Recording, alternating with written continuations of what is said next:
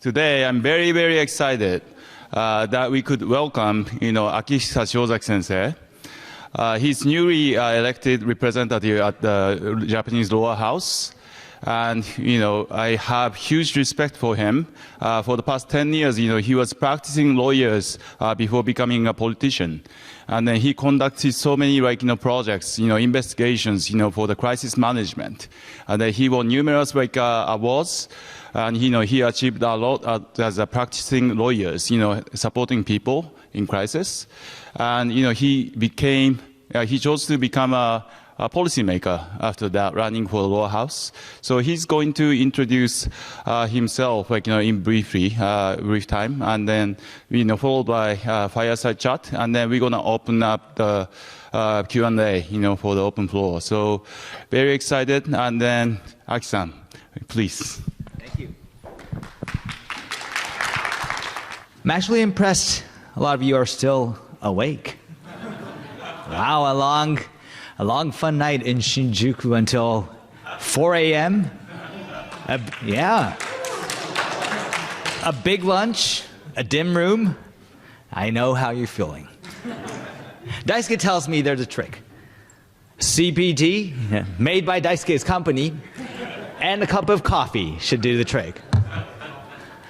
But I'm very honored to be here today. I heard it's the first time in 14 years that we're welcoming you leaders from all over Asia and Japan. And it seems like it's been even longer because we've had closed our borders for a while. Daisuke tells me that I should give a brief self-introduction. So I'll just skim through what I've been doing in my life.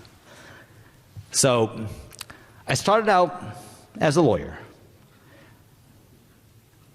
I grew up in a small town called Matsuyama. It's the west southern part of Japan. Have anyone been there? Matsuyama? You gotta be kidding. No, but you should go. It has Japan's oldest hot spring from the ancient legendary days, the most delicious oranges in Japan, and a beautiful ocean. My grandfather was a politician. So our family was always recognized as a politician's family. The name Shiozaki stood out in the community. And that's not so fun, being a child. Kids are sometimes very mean. So my nickname in elementary school was Bribe. That's a pretty cool nickname for a kid, right? I hated politicians. So I vowed to myself that I would not go into politics. I'm going to do something else. I tried to stay away from politics or government as much as possible. So I became a lawyer. And I started my career as a corporate lawyer in 2002. Joined one of our largest law firms in Japan, Nagashimono and Tsunematsu, and did a lot of M&A. It was quite fun until in 2006, my father was elected as a minister in the first Abe administration.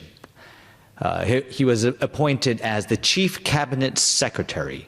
If you know, the Chief Cabinet Secretary, or the CCS, is kind of a combination in the United States of the Vice President and the Press Secretary and the President's Chief of Staff, all combined together. So it's a pretty serious job. I get a call from my dad one day. I need you to come work for me tomorrow. Now, it's not like I'm looking for a job. I'm actually a lawyer. I have a handful of M&A transactions on my hand. But it turns out that the Chief of Staff for my father, who was scheduled to take this position, was not able to make it. So The government cannot run with the chief cabinet secretary not having his staff. So I joined the cabinet the next day. So I served as the chief of staff to the chief cabinet secretary. The role of the chief cabinet secretary is basically, it's very complicated, but one of the key functions is to operate the daily press briefings for the government. It happens at 9:30 a.m. and 4 p.m. So the main job of his chief of staff is to wake up at 5 in the morning, read through all the newspapers, and anticipate all the possible questions that could come from the press at 9:30 a.m. And you need to prepare Q&As for all of them. Chief Cabinet Secretary, how do you feel about Japan's victory against Spain last night?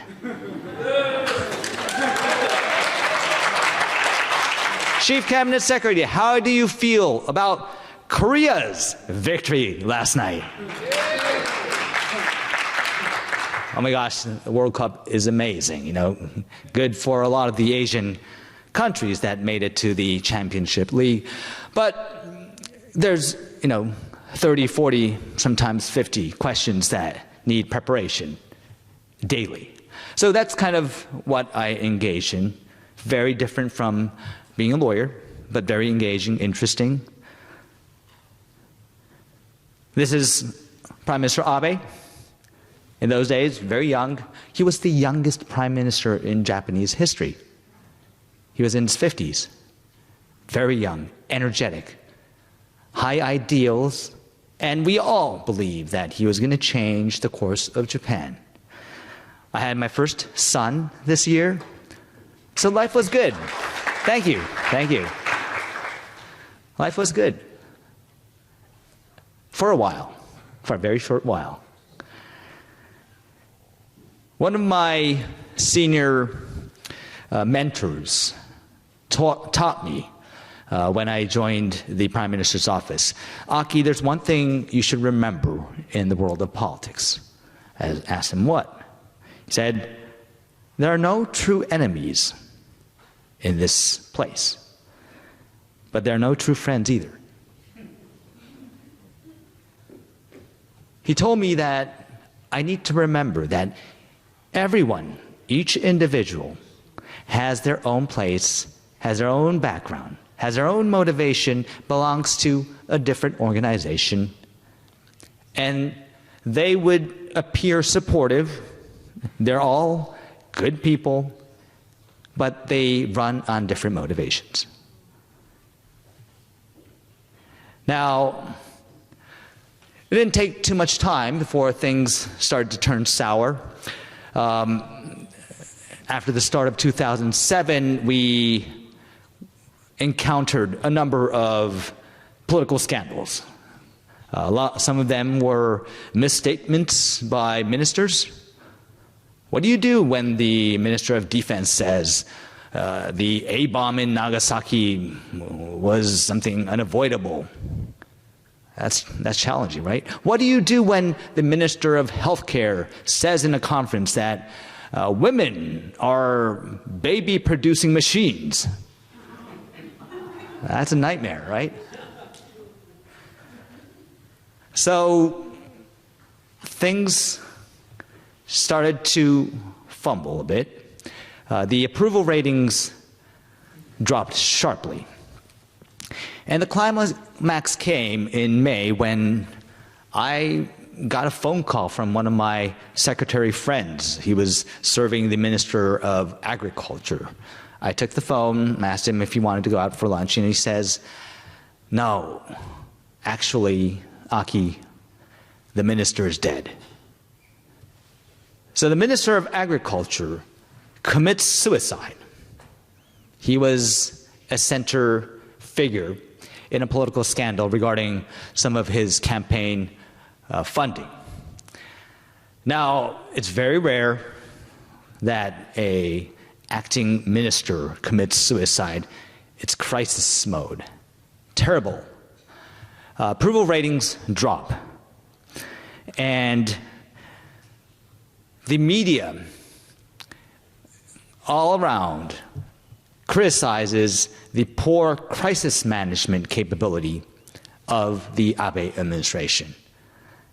I take it pretty personally, being the only lawyer within the administration, but just feel powerless.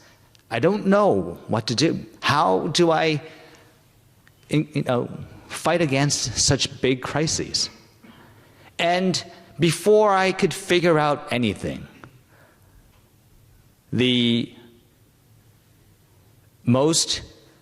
youngest prime minister, the long desired, the hope of Japan, resigns in a year. So this was pretty shocking to me. It was, again, I took it personally. I wished I had more experience. I wished I had been able to help my father, but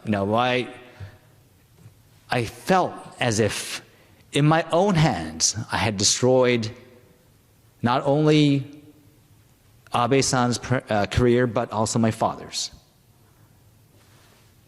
So it was tough times for me. I was struggling what to do with my life. And that's when I got an invitation to join a business school in the United States. So 2008, I go to the United States. I joined the Wharton School. It was Lehman shock. Obama got elected. Now, it was a good time to change the mode of my life. It was a lot of fun, right? People don't know your background. People don't criticize whether you're from a political family or not. And the slogan was, just get out of your comfort zone. Do something new. Learn to fail. So it was a very refreshing experience for me to try to figure out what I wanted to do with my life. Getting out of my comfort zone took a lot of effort. I did a lot of crazy things. I did stand-up comedy. I did drama. And I ran for student government. I had hated politics. I had hated politics all along in my life. But in this very safe environment, I decided to confront my trauma, or something I really didn't like. So I ran for student government. If any of you have been to business school, you know that student government in business school is a very serious matter. These are people that have served in the White House. These are people who are formerly lobbyists or corporate CEOs. And so when they fight on a student government election campaign, it gets very, very serious. So it was a hard-fought campaign, but at the end, our team, our group, was able to pull it off. And I had the honor of serving as the first first Japanese student government head of any major business school in the United States. Now, through this process, I had sufficient time to look into myself and really try to figure out what I wanted to do with my life. And I decided I wasn't probably going to go into politics, but I also had an interest in public policy. So I decided to go back to my law firm and work at the crossroads of private practice and public policy. So I wanted to overcome my very bitter experience of being called the worst crisis manager in Japan. So I decided I'm going to do crisis management now as a private practitioner. And one of the cases that came along my way was the Olympus scandal in 2011.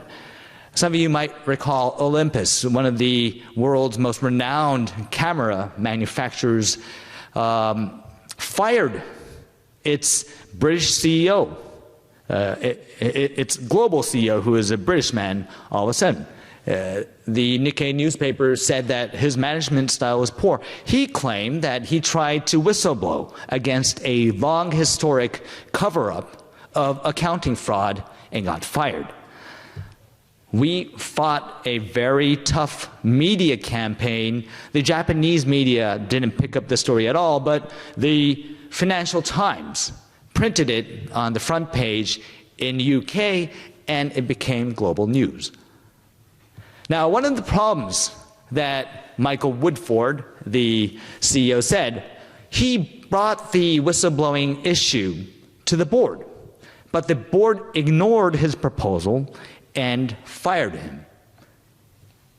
And so Michael claimed that this was not only an Olympus issue, but a more serious fundamental corporate governance system issue in Japan. So we, along this case, we fought a campaign to introduce the corporate governance code in Japan, lobbied that Japanese companies should invite outside directors as a mandatory obligation to their board. And now you might recognize that it's a rule in Japan. Another case, Takata airbags. I hope none of you were driving cars with Takata airbags. Takata airbags explode in your face. That's pretty scary, isn't it? Yep. They explode in your face, and a number of people have died in the United States. Now, Takata is summoned for a public hearing in the United States. I attend, and it becomes a global scandal. We recalled more than 100 million airbags in the world. Again, this was Takata's manufacturing issue, but also a regulatory flaw that auto parts makers were outside the realm of regulatory scrutiny, not only in Japan, but also in the United States. That got fixed. So through private practice, I started to learn that behind a lot of issues or problems that we see, there's often a regulatory issue or a systemic issue that leads to that kind of problem. Now, on the side, I also continued to engage in public policy. In 2011, when the Fukushima nuclear crisis happened, my very close mentor, Yoichi Funabashi-san, who James and I have worked very closely together, called me over for lunch, asked me, Aki, look at what is happening. Do you think there's something that we as a civil society can do to help this crisis? And I said, of course. In private practice, I do a lot of scandal investigations, compliance investigations. Maybe we can do an independent investigation of the government's response to the earthquake. And so we did. We issued an independent investigation report on the nuclear crisis. Now, if it was only a bunch of scholars and lawyers putting together this report would not have raised any attention. The key was that we were able to interview Prime Minister Kan, the Chief Cabinet Secretary Edano, and pretty much all of the politicians and all of the bureaucrats that were in the room and were directly engaged in the crisis decision-making at that time. We concluded that Japan lacked a crisis preparedness due to dependence on the myth of absolute safety, which means when the Japanese government tried to pitch to the local cities that they should accept building a nuclear plant in their neighbor, the government always assured that nuclear plants were absolutely safe. And when you give that kind of assurance, it becomes very difficult to publicly talk about risks, publicly engage in crisis training? Why would you need to train in evacuation if your neighborhood nuclear plant is absolutely safe? So our proposal has led to a number of fundamental changes in Japanese nuclear policy, including the raising of safety standards and discussing about the risks that nuclear plants include. We also did a similar investigation review on the COVID crisis as well. We issued the report in 2020, and there we concluded that Japan's results were okay, but it wasn't really a credit that should be given to the government's response, but simply by luck. The government's response or preparedness was a nightmare. So throughout the investigation report, we also made 6 recommendations which have now been placed, most of them, into policy changes. So the experience allowed me to really recognize the power of the public sector, the private sector, being able to influence public policy as well. I was fortunate enough to be awarded the Compliance Lawyer of All Asia in 2017 for not only for my private practice, but a combination of public policy engagement as well. My father decided to not run for office last year, so finally, I overcome my trauma. I decided to run for public policy. It was a 4-month campaign. I never thought that I would have the courage to hold a mic in front of people that I don't know, crash parties of people that I don't know. But it was a very rewarding experience. Last November, I have been elected to public policy. It's been a year or so, and Daisuke actually came to Matsuyama and cheered me on. He's probably one of those figures in the back. Actually, a lot of friends came from Tokyo. They all, handed out pamphlets or knocked on doors. I hope it was a fun experience for you all too. First year as a politician, I thought it would be much more mundane, a lot of administrative work. But to my surprise, the role allows me to engage in a lot of actual policy impact work. One of my first projects that I worked on was promoting social startups in Japan. Another one was, I tweeted one night that Japan should accept Ukraine refugees into Japan, something that Japan has been very reluctant to do. It got a lot of responses. I called the Prime Minister's office. Kishida-san's staffer said, well, that's not a bad idea. But, Kishida-san's worried that the conservative wing within the LDP might not like the idea. So Shiozaki-san, you got to go and convince them. So I go back to the party and tell them that, something that's happening in Ukraine could also happen in East Asia any day. And so, as a conservative party, we need to prepare for a worst-case scenario. That's crisis management. And the conservative branch clapped and supported the idea. So now we have more than 1,000 refugees from Ukraine living in Japan. Thank you. Single mothers in Japan live in poverty. 48% live in poverty. That's unacceptable. We passed a bill this summer to expand and recognize children's human rights. And I'm also working on the team to promote stronger rights for claiming child care from the divorced husband or wife. Web3. I never thought I'd be the Web3 guy in Japan. I now happen to be so.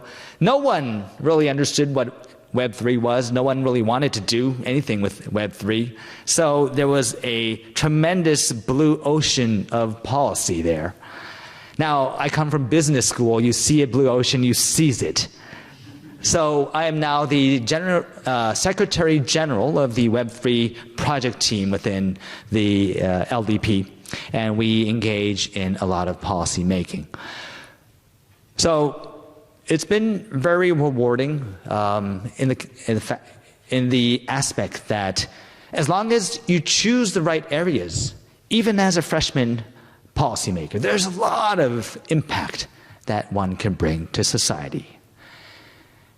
Sometimes people ask me, why do you do it? You know, you probably made a better living as a lawyer. And I always, remember this phrase from Michael from the Olympus scandal. He was asked a question from the NHK interviewee one time, whether he thought the Olympus scandal was unique to Japan.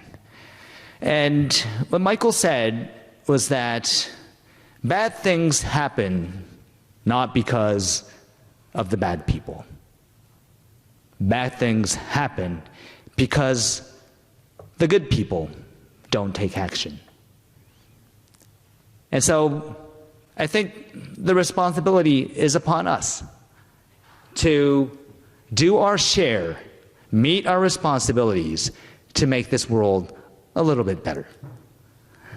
That's my self-introduction. Thank you.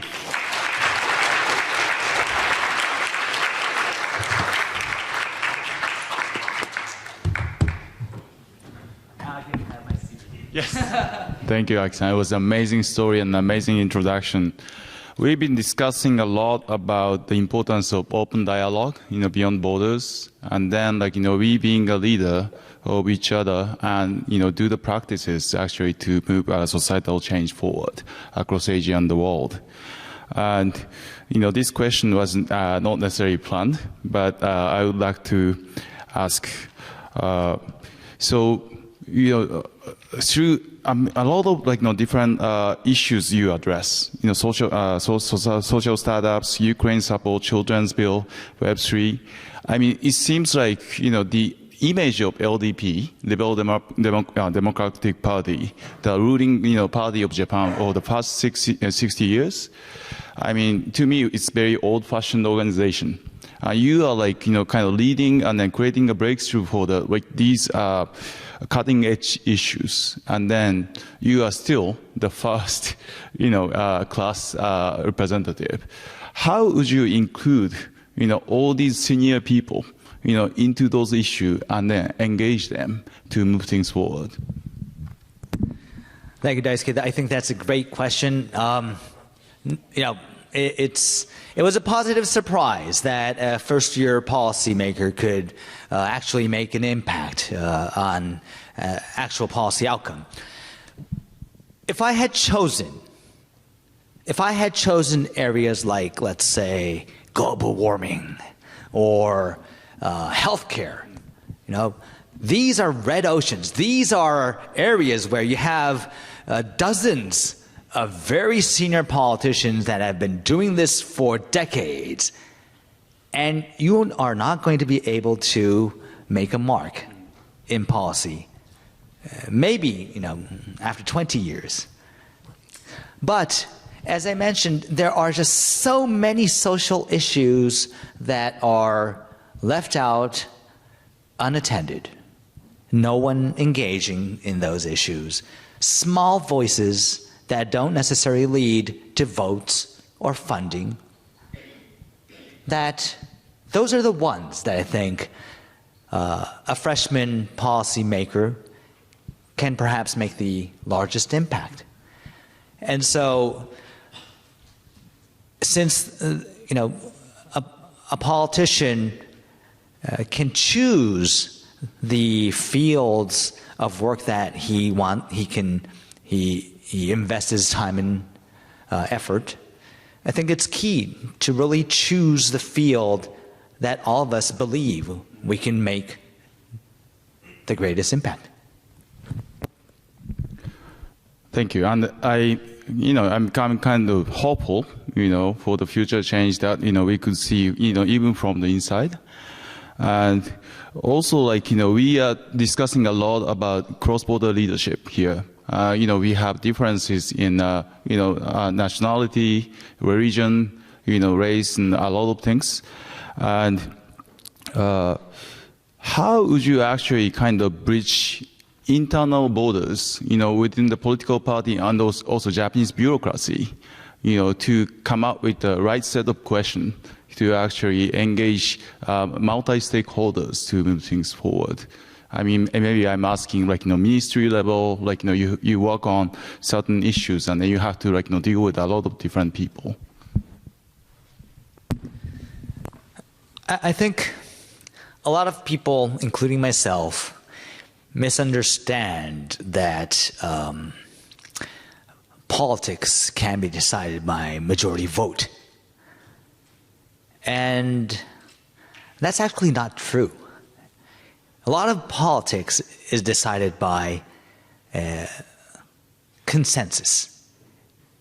Consensus meaning that everyone has a fair amount of power to veto an idea. So inclusion in the process becomes very, very important. I think, even the best idea, I've seen many times in this short period, I've seen many great ideas get shot down just because of the fact that the process of consensus building was wrong. You didn't go to the senior guy that wanted the respect to be paid. You didn't go to the ministry first and ask them for feedback. So I think there's, I wouldn't say more, but process is so important in politics, and probably not only politics, but in business and everything that we all do. But we sometimes pay too much less attention to that. I try to make sure that I speak to the parties that likely would oppose the idea the most. The ministries that have long opposed any reform to a proposal. And through discussion,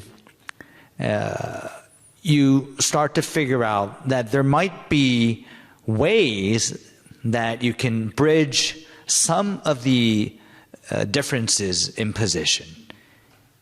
And from there, it's a negotiation. And I'm a lawyer. I do a lot of negotiations. But, once you bring them onto the negotiation table, I think it gets much easier. But if you ignore certain parties, I think it makes them very difficult. An amazing point, and also I'm amazed by how you actually interviewed, at the your independent investigation, of the two of the biggest crises we face in the past decade, and how you talked to the prime minister then, and also all the bureaucrats. And that's kind of open dialogue, actually. And I'm amazed, how open they were to actually share their sentiment and then a reflection with you guys. And so what was the kind of impression that you are actually kind of asking for the crisis? And then how about you there, to those prime minister and, them answering questions? What was the interaction like? I'm glad that you asked. I think Japan should be proud about how we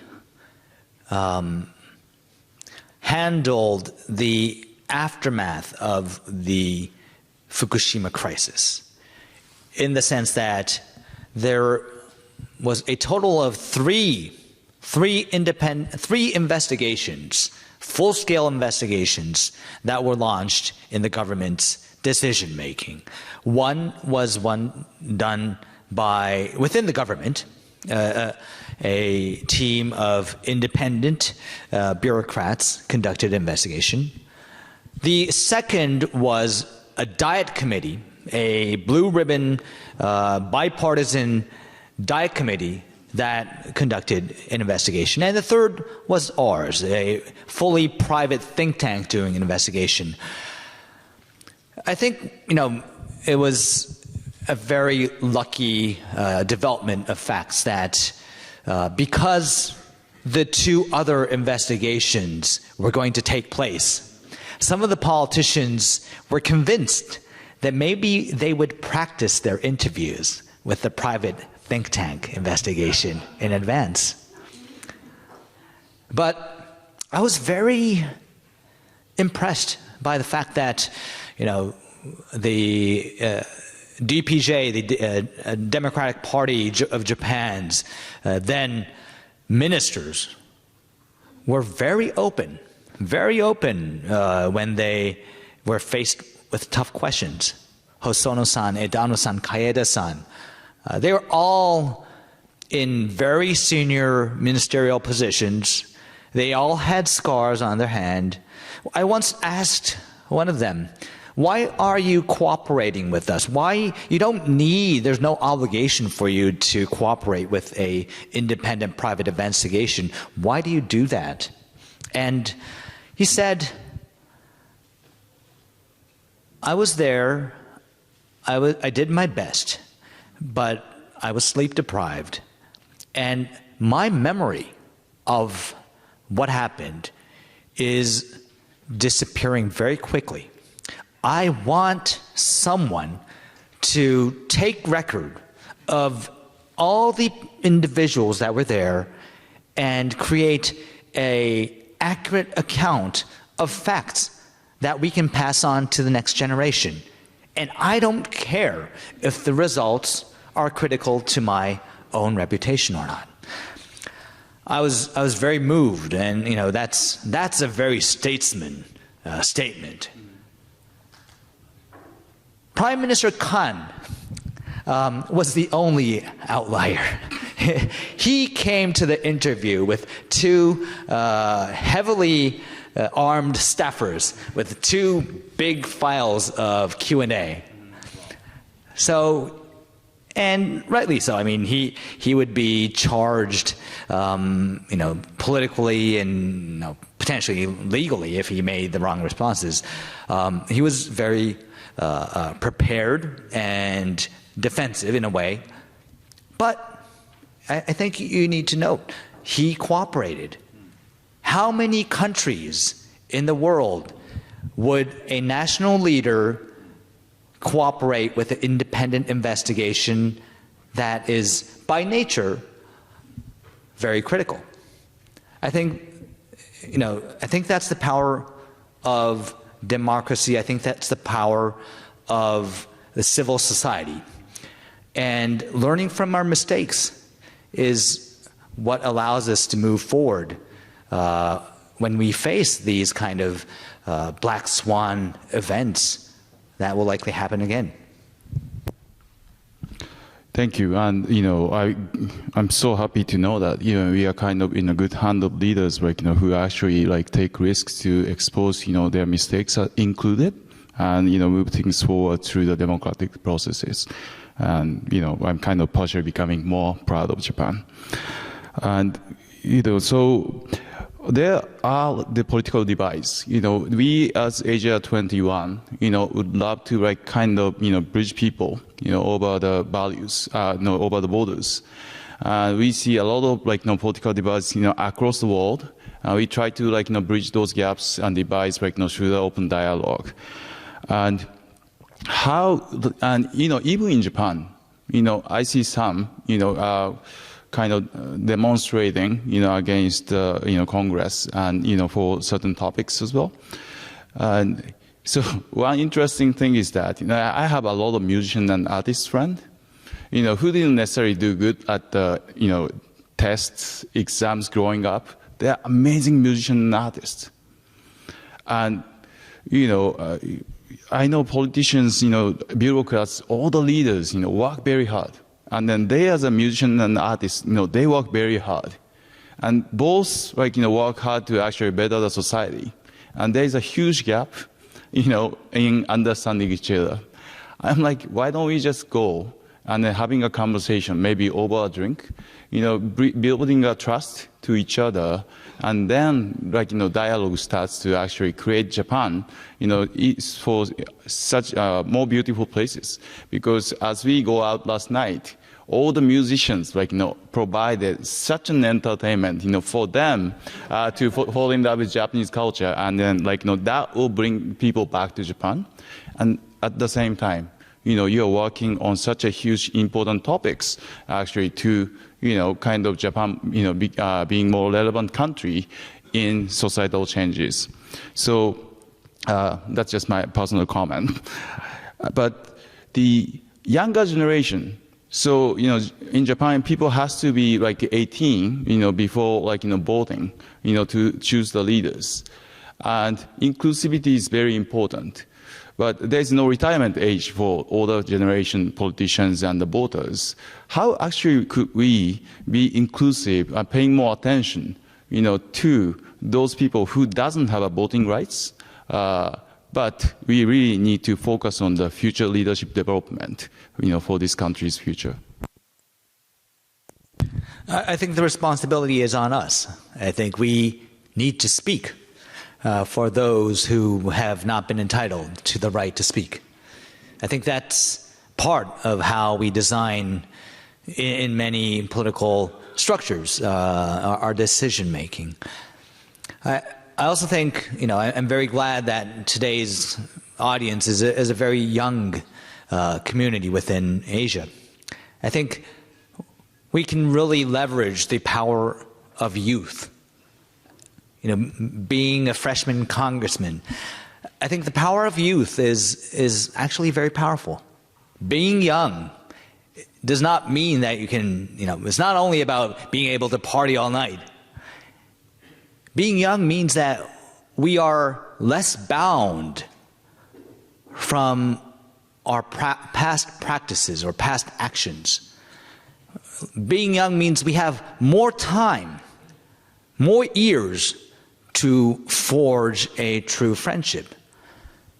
And being young means that we can make mistakes and we can, fix them over the course of time. We make deeper friendships when we meet when we're young. So I really, am thankful for this community that you're trying to bring together a community of leaders in their youth, and it's fundamentally different from bringing together the same people 20 years from now.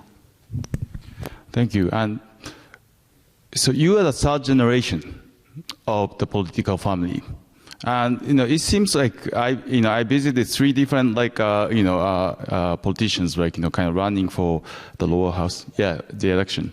I saw three different transition. From the father's generation to the next generation. It's so different. And assume that, it's not only for 4 years. You have 30 years ahead, to lead this country. And then people say, we've lost 30 years, in Japan, as economically speaking. But if we have 30 years ahead, what would you do? What would make you happy, seeing Japan in the global position, in coming 30 years to play?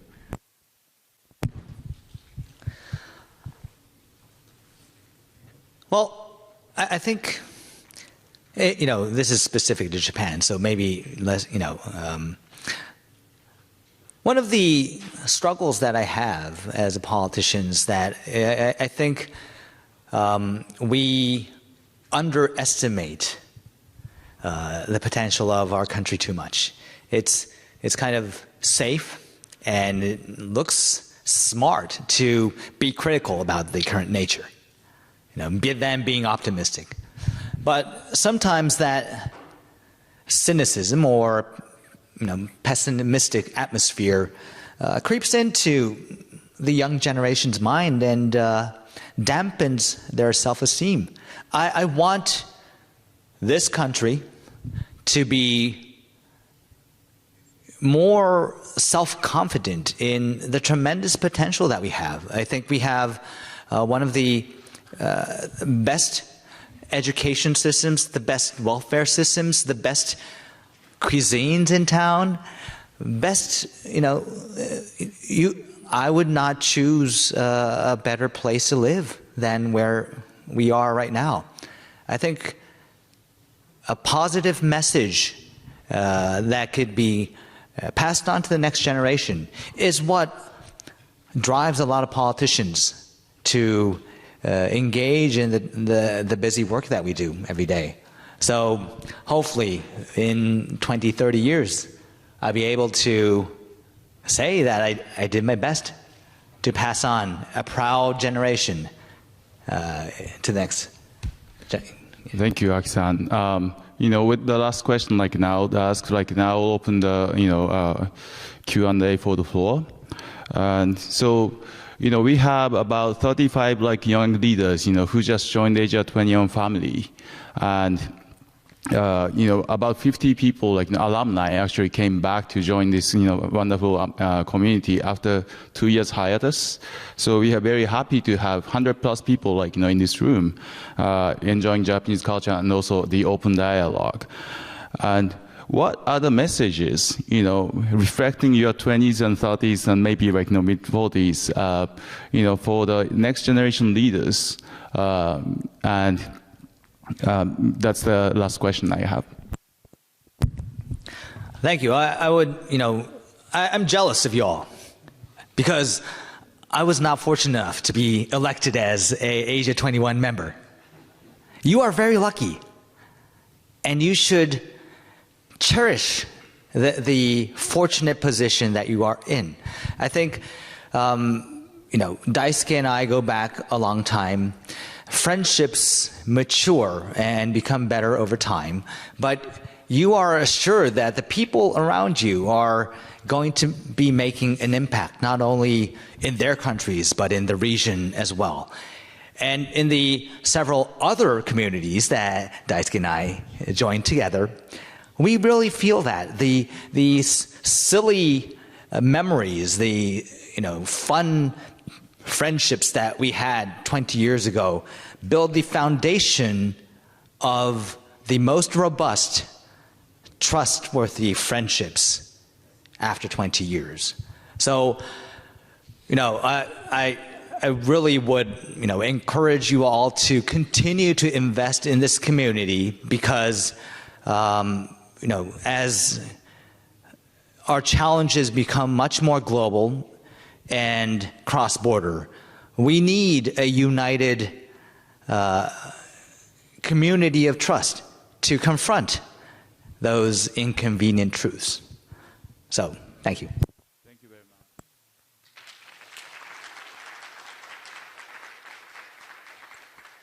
much.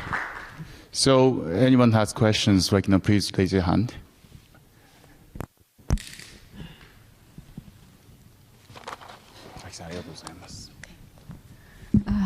Thank you so much, Aki-san. And I'm Sophia from Cambodia. I'm working for human rights organization. And it's quite impressive to learn what motivates you and the journey that have bring you from a lawmaker to now, lawyer to lawmakers.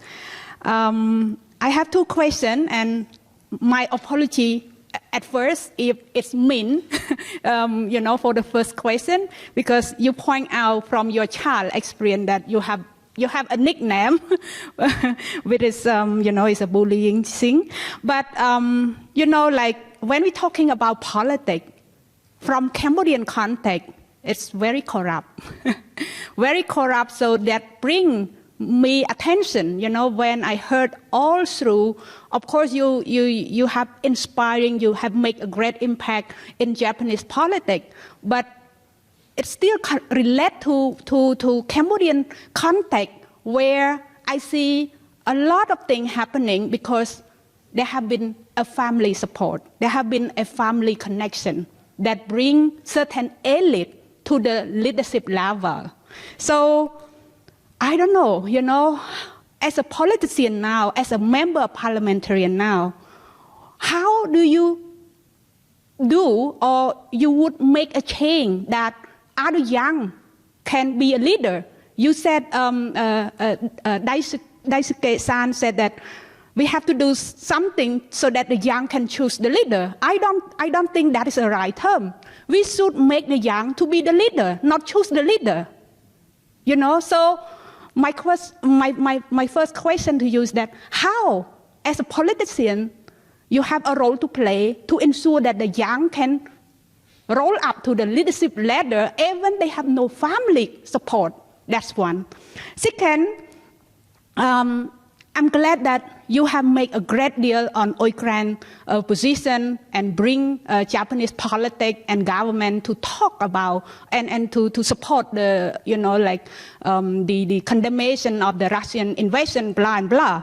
But I think when it comes to the human rights level, Japan has still living in a comfort zone.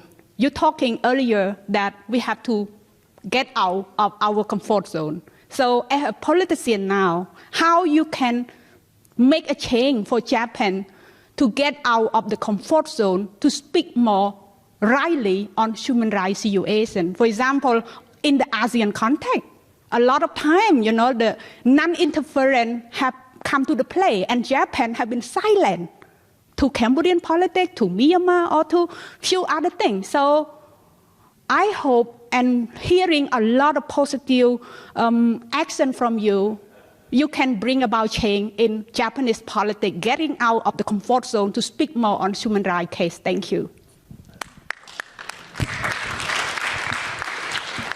Thank you, Sophie.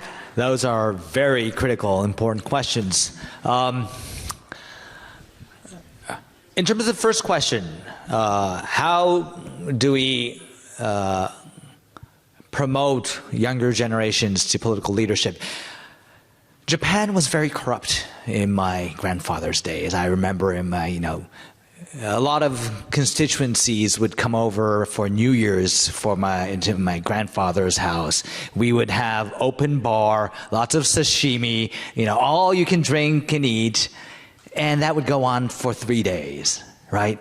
Because that was not illegal at that time. Well, it was a little bit illegal, but they didn't enforce it that much. Politicians need to raise a lot of money because they need to spend a lot of money. We changed the system that bribing your constituencies would lead to an immediate cancellation of your seat. This happened about 30 years ago, 25 years ago. After that, politicians had now an excuse that, I'm sorry, I cannot feed you any more sake from this year on. I can't give you sashimi. And then we didn't need to raise that much money no longer. So, politicians don't need to receive rebates from construction companies for giving them favors. I think so. A lot of countries could benefit from understanding the motivation of politicians on why they need to raise a lot of money. And that might be one, it'll take time, but a way to allow younger politicians to be able to compete, not on the funding capability, but on the power of their ideas. On human rights, I'm glad to hear that there's a voice that wants a more clearer stance from Japan on human rights. We sometimes hear the opposite too. I think Kishida-san has been fairly vocal in terms of some of the issues. Of course, there's a diplomatic calculation on how strong we voice these concerns. But I hope that Japan at least tries to be one of the vocal voices in ensuring human rights, because we believe that countries with near-minded value sets, like the rule of law, or basic human rights, or democracies, can unite together, not maybe on all fronts, but many fronts. So I can assure you that Kishida-san is trying to build a coalition. It might be, it'll be nuanced, but at least that's the direction that hopefully a lot of Japanese politicians are heading into.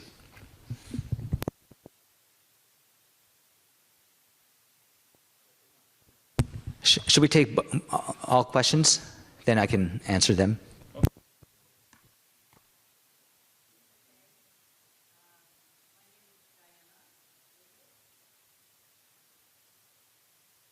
Diana David, formerly of Financial Times, based in Hong Kong. My question is, you talked a lot about public and private partnership, or the levers that you can use to impact change.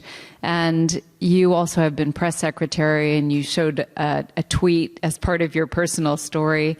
I'm wondering what you think the future role of the media can be to influence change.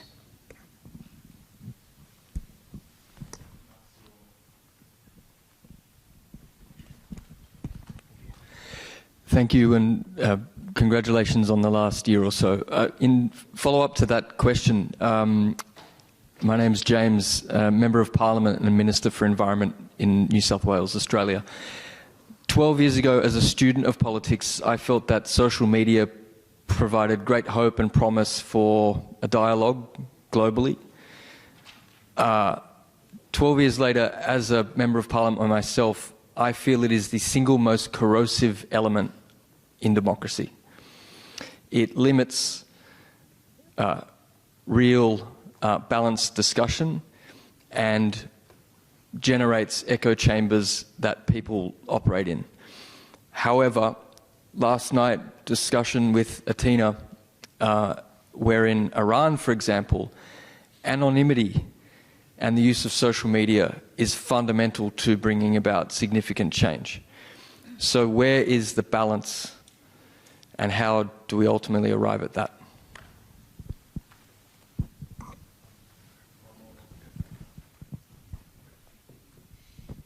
Thank you. Shiozaki-san, domo. Watashi mo Wharton to Stanford alum desu. So my question for, by the way, excellent presentation. I love how strategic you were in choosing the topics to spearhead in your parliamentary debut. So that was very smart. I work in the climate and sustainability space. We just, wrapped up COP27. And Japan has led in certain areas with respect to renewable energy, with the JTP, with the US, in Indonesia, etc. There are also coal power stations. And I think in the last 2 weeks back in Japan, I guess I had questions.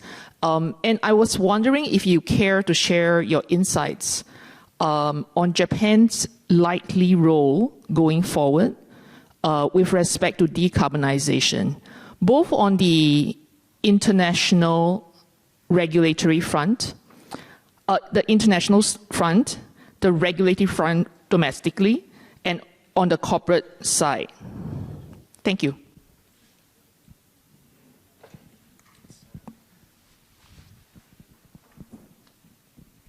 Thank you. All excellent questions. I'll answer Diane's and James' question together because those both relate to the media, and then I'll try to touch upon Vivian's question. In terms of the role of media and information, I think we are entering into a very interesting stage. I think we consume information from multiple channels, and so we need to recognize that everyone else is probably also consuming information from multiple channels. And therefore, I believe each type of channel would be carrying a slightly different role. I think social media especially the ones that have your authenticated account, would carry the value of authenticity. We know who is speaking. We don't know if the information is true, but we at least know who is speaking about what. In terms of the anonymous accounts, we don't know who's speaking, but we can see what kind of reaction other people take against a specific opinion or position. I use it as a monitor to see how other people think. And I believe there's an important place for traditional media to be able to assure the neutrality or the accuracy of the facts that are reported, because the other two media unfortunately do not carry that quality. So I don't think social media is going to destroy fully traditional media. I don't think social media is going to go away either, but I think we will be more and more cognizant of the different natures of where the information is coming from. In terms of carbon neutrality, or global warming, I think Japan struggles, candidly speaking, in their direction to take.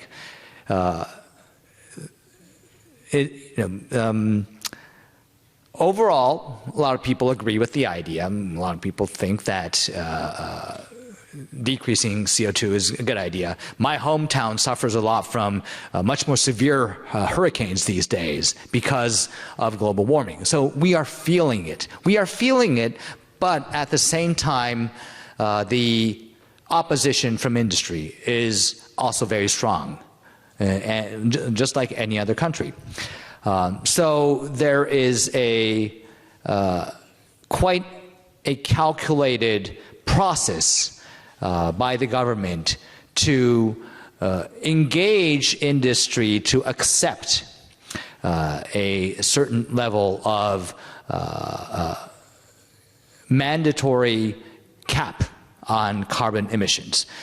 This is just being discussed within the LDP right now, but it'll be something like a long-term plan where industry can feel that they will get enough support from the government that they will be able to swallow the mandatory obligations that will come later. Now, whether that fits with the pace of the world, probably not. Europe's going to go much more ahead of us.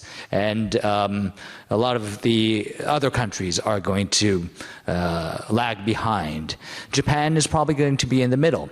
And in the middle, we hope to be able to show a way to transition from opposition to support.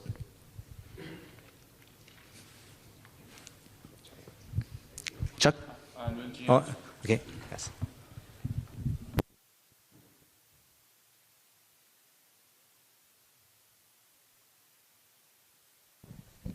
Hello, Aki-san. Thanks for sharing. I've got a question. I was wondering how you feel about the way your party has handled the crisis over Prime Minister Abe's assassination and the association with the Unification Church. Were you part of the crisis handling team, and how do you think they have handled it? And perhaps if you could share some tips on how to best manage crisis. Thank you.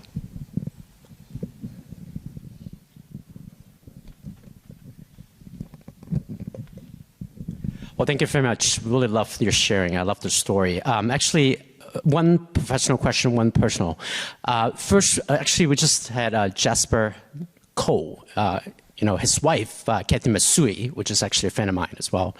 And his question is actually to talk about the lost generation of Japan. How do you actually help to promote GDP growth? And one of the things I actually coming from as an investor and really kind of looking at some of those experiences, like US is an example from Silicon Valley. I mentioned, 5 of my friends become billionaires. 4 of them all become very successful entrepreneurs, and that's why they're so successful in business. So Japan is a very homogeneous society. How do you actually, it's a good problem, but it's also a bad problem to have. How do you promote diversity and innovation and more entrepreneurs and risk-taking aspect in Japan? I think that's my question for you. Second question real quickly is, it's amazing. I love all the things you said about your own personal success, and you mentioned a number of things about your mentors. So how do you actually choose your mentors, and how do you develop that trust in relationship, which, by the way, is absolutely very critical, as you said. There's no true enemies and no true friends. So I love that comment you said from the very beginning. Thank you. Thank you. Munchin. So thank you very much for that question. Did we handle the Abe assassination well? Absolutely not. It was a crisis management nightmare. Abe-san was my closest mentor in politics, as you've seen. He got killed in July in front of everyone, in front of the media, in front of an audience. And I actually went there to the place to send my prayers. But, it's, first of all, it's a absolute disaster in terms of VIP protection. The police screwed up. You cannot let someone stand there without guards in the back. But set aside that aspect. We allowed the killer to amplify his case, why he was so angry about the Unification Church, to overshadow the loss of Abe. And the national mourning that should have headed unified towards Abe's assassination got split into whether or not the LDP was supporting the Unification Church or not. So, and this should have been no excuse for anything that the killer had done. I think it's a reflection of a lot of confusion from how shocking the incident was. Myself and a lot of people still struggle to how to deal with this frustration of one of our most successful politicians being killed right in front of us. But we, have not been able to separate the two issues, unfortunately. I, yes, am part of the crisis management team. I feel very frustrated, and we are introducing a bill to support the second-generation religious families for them to be protected. But again, that should have nothing to do with Abe's assassination. I think the only relief was that there were 2 tremendously powerful speeches that were made in tribute to Abe-san through the funerals that were held. And I think, I hope that message will be the one that will be long remembered in Japan as Abe's legacy. Now, in terms of, Chuck, your question,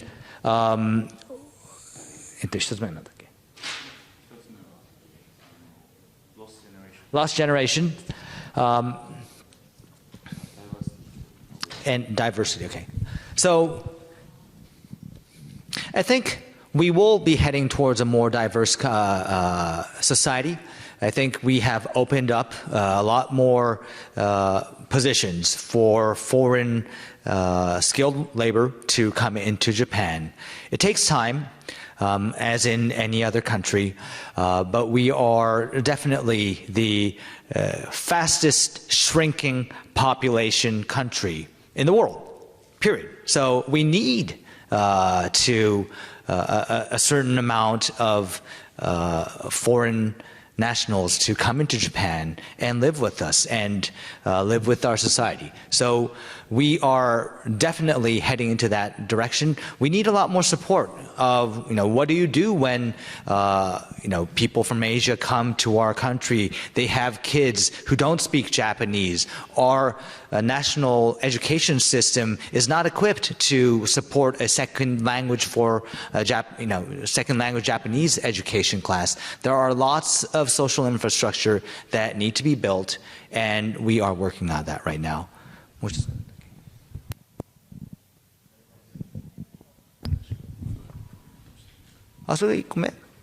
that the first question? The second question is mentors. Oh, mentors. How do you seek out mentors and develop those trusting relationships? Right.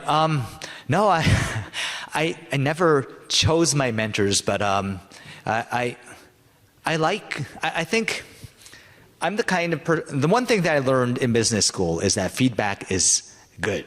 And any feedback, harsh feedback, is even better.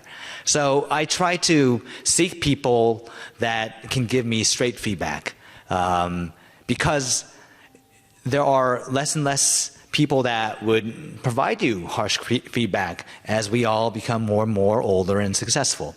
So friends, seniors, people that can give me the toughest feedback are the people that I think have lasted very long in my close personal relationship. Thank you. Thank you. And our time is up. So please join me giving a biggest applause. Thank you, Aki-san, for your candid participation.